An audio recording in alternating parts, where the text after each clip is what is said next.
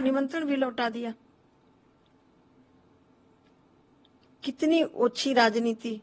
यानी उस रामलला में भी इनको राजनीति दिखाई पड़ रही थी कि हम जाएंगे तो एक वर्ग खिसक जाएगा। माननीय प्रधानमंत्री जी का विजन आध्यात्मिक भी हमारा सुरक्षित रहे और राष्ट्र भी सुरक्षित रहे। सार्वभौमिक दृष्टि से माननीय प्रधानमंत्री जी ने काम किया है। आस्था के केंद्र बिंदु को राजनीतिक से नहीं जोड़े विपक्ष तो ज्यादा अच्छा रहेगा। प्रधानमंत्री जी ने उन गरीबों की तरफ ध्यान दिया जिन गरीबों की तरफ कभी सरकारों ने ध्यान नहीं दिया था। जैसे कांग्रेस का नारा रहा गरीबी हटाओ। शायद मेरा 10 फरवरी वाली स्पीच आपने पार्लियामेंट की सुनी होगी। गरीबी हटाओ का नारा इनका आजादी के बाद से चलता रहा। गरीबी कैसे हटाई जाती है यह देश के यशस्वी प्रधानमंत्री जी ने करके दिखाया है। गरीब को छत चाहिए, गरीब को भोजन चाहिए, गरीब को स्वास्थ्य की व्यवस्था चाहिए, गरीब के गांव तक सड़क चाहिए, गरीब के घर में लाइट चाहिए। गरीबी कैसे दूर की जा सकती है देश के यशस्वी प्रधानमंत्री जी ने 4 करोड़ लोगों को यह करके दिखाया है।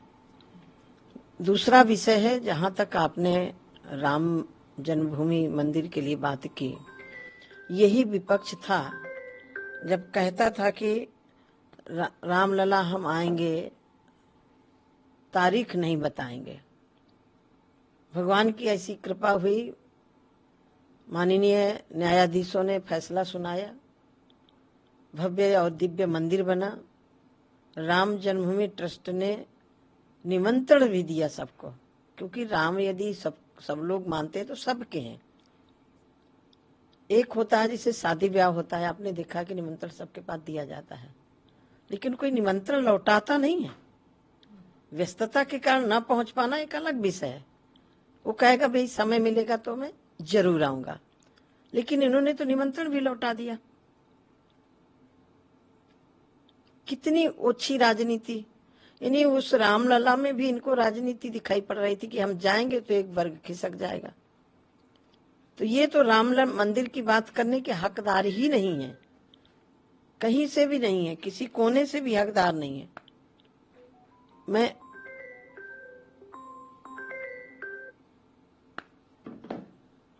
और दूसरा, आप वाराणसी की स्थिति आप देख रहे हैं।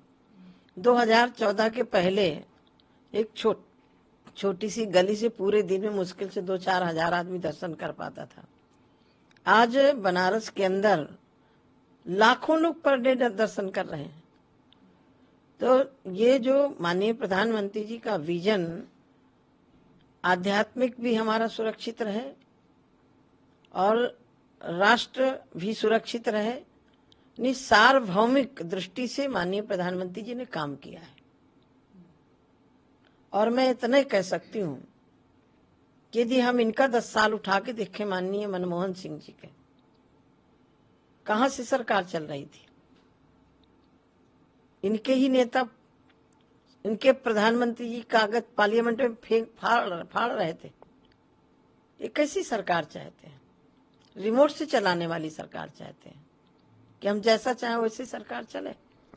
लेकिन आप लोगों के जो बयान है उसके बाद ये आया कि लगातार विपक्षी इंडिया अलायंस के जो नेता है वो ये कहते हैं कि प्रभु श्री राम को लेके भी आप लोगों ने राजनीति की, अपने फायदे के लिए आपने प्रभु श्री राम का प्रयोग किया, इस तरीके की भी बहुत आरोप लगे हैं। इनको किसने रोका था?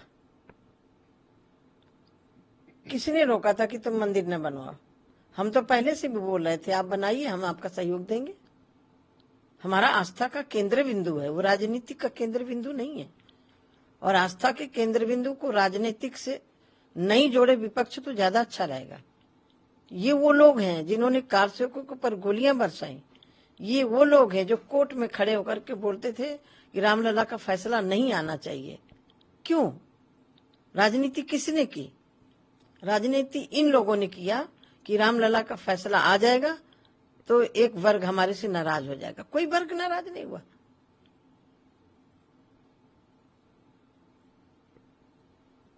तो सारे वर्ग खुश हैं आप ये कह रही हैं, लेकिन एक और सवाल है, क्योंकि इस इलेक्शन में बहुत सारे मुद्दे सामने आए। एक मुद्दा पाकिस्तान का भी सामने आया, पाकिस्तान के नेता भी तारीफ करते दिखे विपक्षी कुछ नेताओं का।